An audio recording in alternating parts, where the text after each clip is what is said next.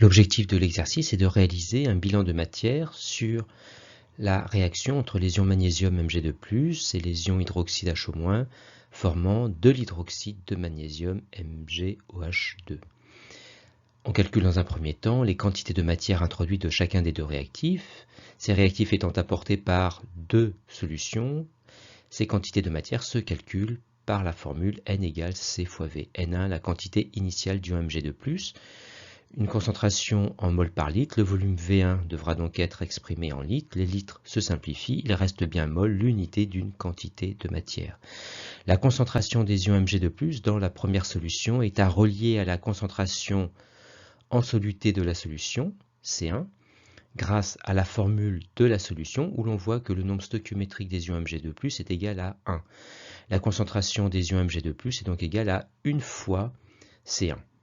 Et on fait l'application numérique, et on trouve N1 égale 3,5 10-4 mol. 10-3 ici pour la conversion des millilitres en litres.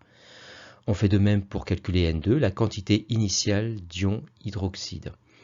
La concentration des ions hydroxyde est là encore à relier à la concentration en soluté de la solution, C2. Le nombre stoichiométrique des ions hydroxyde est 1.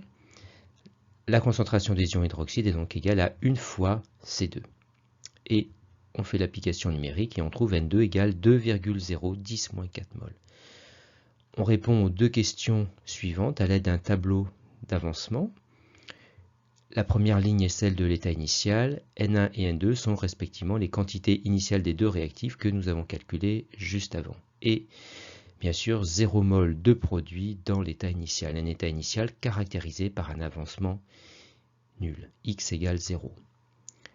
Cet avancement augmente depuis l'état initial jusqu'à l'état final, et la transformation étant totale, cet avancement est maximal dans l'état final.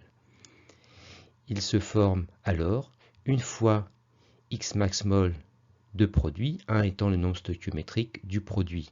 Il reste N1 moins 1 fois x max mol d'ion Mg2+, 1 étant le nombre stoichiométrique des ions Mg2+, et il reste N2 moins 2x max mol d'ion hydroxyde, 2 étant le nombre stoichiométrique des ions hydroxyde dans l'équation. Pour calculer x max, on fait l'hypothèse que chacun des deux réactifs est limitant. Première hypothèse, où c'est l'ion Mg2+, qui est supposé être limitant, alors sa quantité dans l'état final devrait être nulle. N1 moins x max égale 0, x max 1, car c'est la première hypothèse. On en déduit alors qu'x max 1 devrait être égal à N1, c'est-à-dire 3,5 10-4 mol, la valeur calculée avant. Deuxième hypothèse, où c'est cette fois les ions hydroxydes qui sont limitants.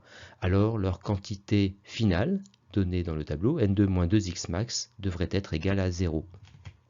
X max 2, car c'est la deuxième hypothèse. On isole d'abord 2x max 2, et enfin x max 2 en divisant de chaque côté par 2, d'où x max 2 égale N2 sur 2, et on remplace N2 par la valeur calculée juste avant, soit x max 2 égale 1,010-4 mol. La bonne hypothèse est celle qui donne la plus petite valeur de x max. C'est ici la deuxième hypothèse qui est la bonne. Les ions hydroxyde HO- sont donc limitants, et x max est égal à 1,010-4 mol. On calcule la masse de précipité formée, c'est-à-dire d'hydroxyde de magnésium formé, grâce à la formule M égale N fois grand M.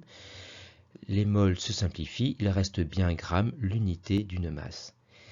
La quantité de matière de produit formé, c'est-à-dire dans l'état final, est lue dans le tableau d'avancement et correspond à x max. Il reste donc à calculer la masse molaire de l'hydroxyde de magnésium. On détaille le calcul en dessous. 1 fois la masse molaire du magnésium, 2 fois la masse molaire de l'oxygène, plus 2 fois la masse molaire de l'hydrogène. Et on remplace par les masses molaires atomiques données dans l'énoncé, et on trouve une masse molaire de produit de 58,3 g par mol. On remplace dans la formule de la masse x max et la masse molaire par leur valeur, et on trouve une masse de 5,8 10-3 g, c'est-à-dire 5,8 mg. Et enfin, dans la dernière question, on souhaite connaître le nouveau volume V' de la solution apportant les ions magnésium. tel que les deux réactifs soient introduits dans les proportions stoichiométriques, c'est-à-dire qu'ils n'en restent plus dans l'état final. Et cela correspond à une nouvelle quantité de matière N'1 d'ion magnésium à déterminer. La quantité N2 d'ion hydroxyde est inchangée par rapport à la situation précédente et vaut toujours 2,010-4 mol.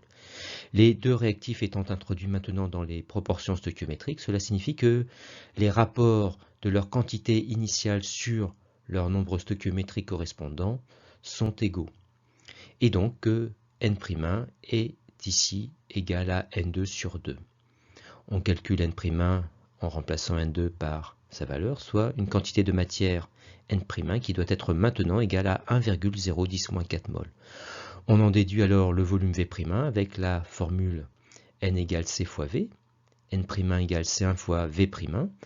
On isole V' en divisant de chaque côté par C1.